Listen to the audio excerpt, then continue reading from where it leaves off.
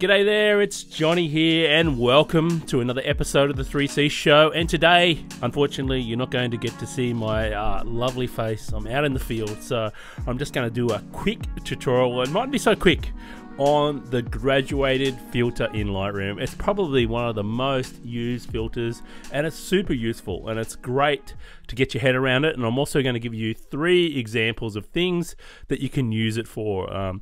So you'll find the graduated filter. By the way, this is the lovely aerial image we're going to start with out in the California desert, which I just absolutely love, the morning light and all these long shadows of the grasses and small shrubs there leading to this lovely warm hill in the background. Super cool. And we even got a little bit of moon which I left there, which is awesome. All right, let's get into it. So the graduated filter is up here. This is the one we're looking for, and we've got all the lovely sliders of everything we can do, which is super cool.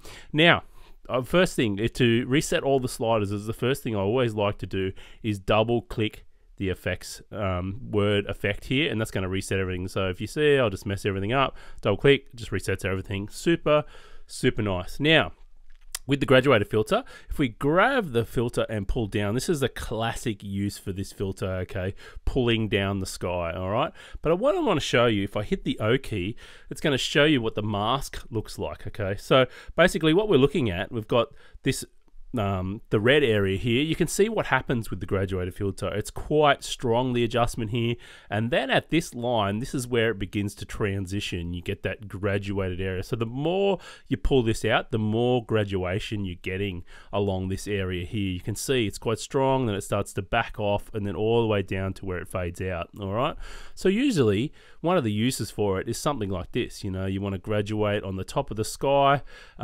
and it does a great job. So for instance, what I could do now is, now I've got that up here, maybe I wanted to pull the highlights in the sky down a little bit. You know, maybe I wanted to pull those highlights down a little bit up there. Maybe I just wanted to add a little bit more blue back into that sky up there. There you go, it's catching up now. Yeah, so it's quite nice, but you'll see what's happening is we're starting to get some of the effect bleeding over onto the top of our hill here, okay? And in a recent version of Lightroom CC, I don't know what exact version, but we've got this masking option and I really love this, okay? This is super awesome. All right, so let's make this quite strong and ridiculous so we can see where it's really affecting, and you can see it's getting the top of our hill there. It's not looking very nice at all.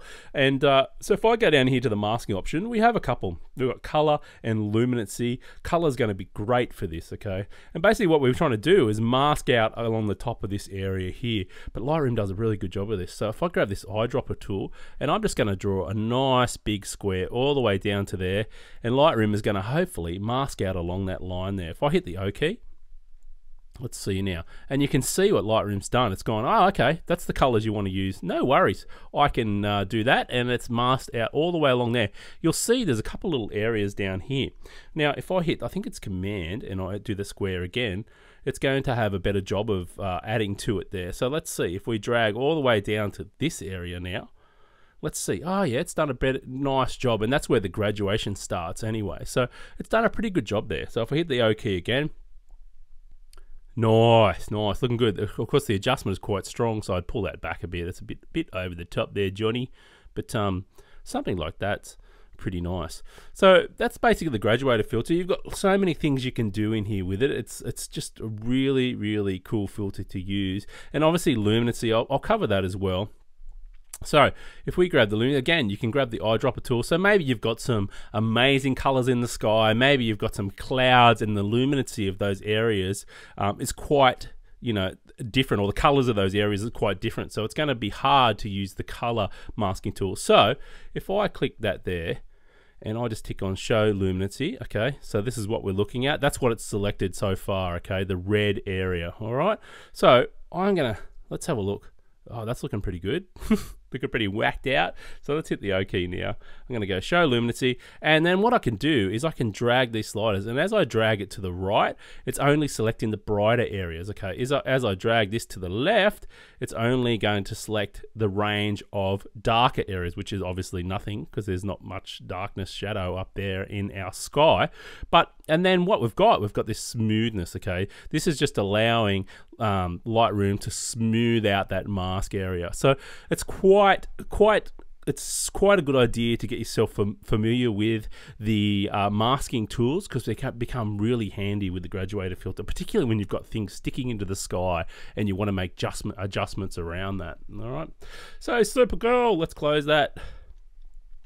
Let's go on to my next example. Now, so that's the basics of a graduated filter. That's how you can use it. But I want to give you a couple of examples of how I would use it as well. Okay, so let's start off with this beautiful reflection here in my local Tomaree National Park. Absolutely love this place.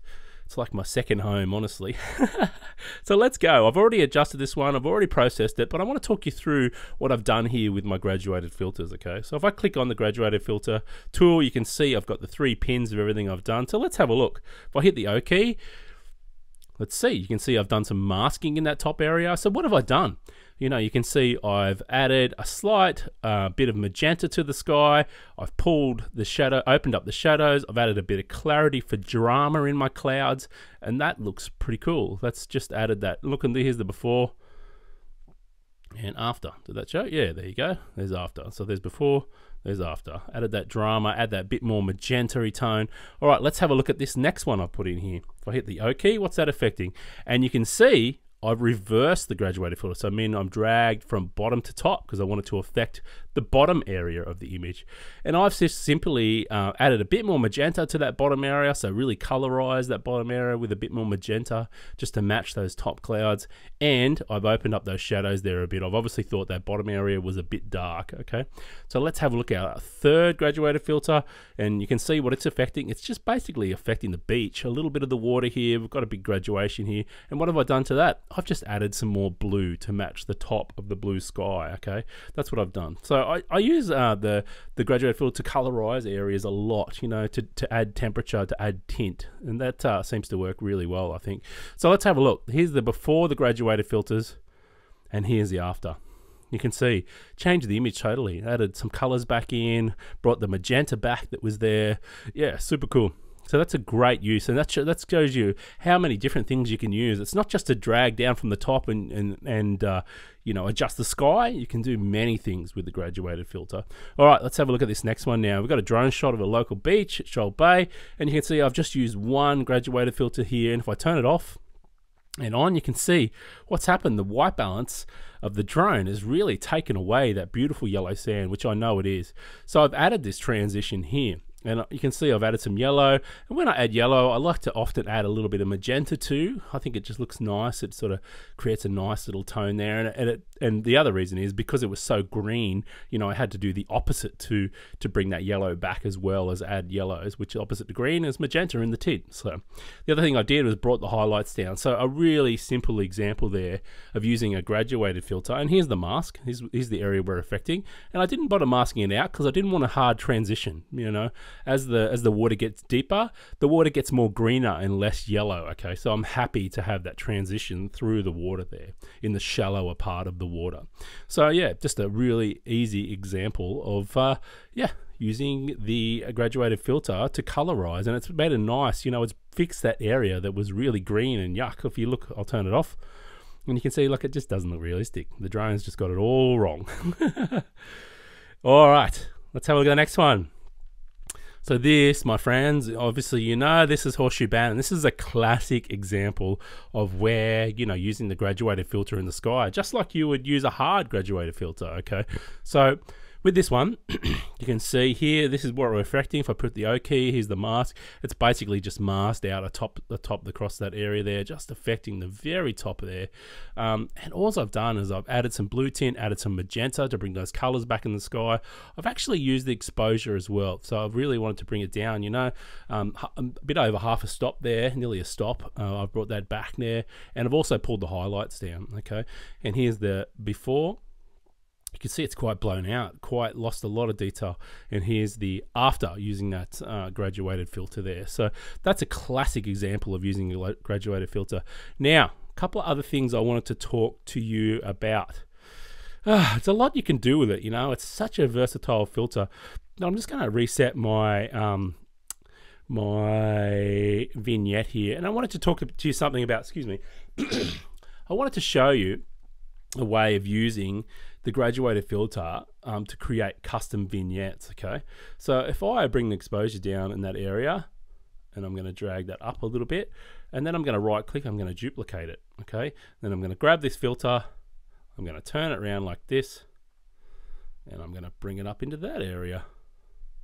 Okay, so what I'm doing is I am creating a custom vignette, and this filter, this actual image, isn't one that you would really need to do this on, so it's not the greatest example because everything is focused in the middle anyway, but I just wanted to give you an idea. So I'm just right clicking, duplicating that same filter, okay, and I'm just placing it into the corners. And it's great when you've got something that's offset in your image. It's really great to do your custom vignettes this way. It works super awesome. Okay, so let's have a look. Here's the before, here's the after. Okay, so close. That's looking pretty good. All right, so what I meant by if you have got an offset, if I go here to the effects and go to the normal vignetting tool, you'll see I'm going to push it really high. No matter how I do this midpoint, it's always focusing in on this middle area. So if your main subject was off to one of the sides, then you could use the graduated filter as a custom vignette tool to really hone in on that area. So this was going to be the focus of your where your main subject was. Okay, so that's when I would use it, definitely like that. And the last thing I wanted to show you now is if we go back to the graduated filter, and I'm going to drag it off the corner of my image like this. Okay, and you might think, what the hell are you doing, Johnny? So if I hit the O key, what's happening? That graduated filter now is affecting my whole image. So if I was in my normal settings here, okay, and say I've got my shadow slider, it's pumped all the way up, I can't get anything more out of that shadow slider, okay, but I wanted to bring the shadows out globally on my image again and affect everything, I would drag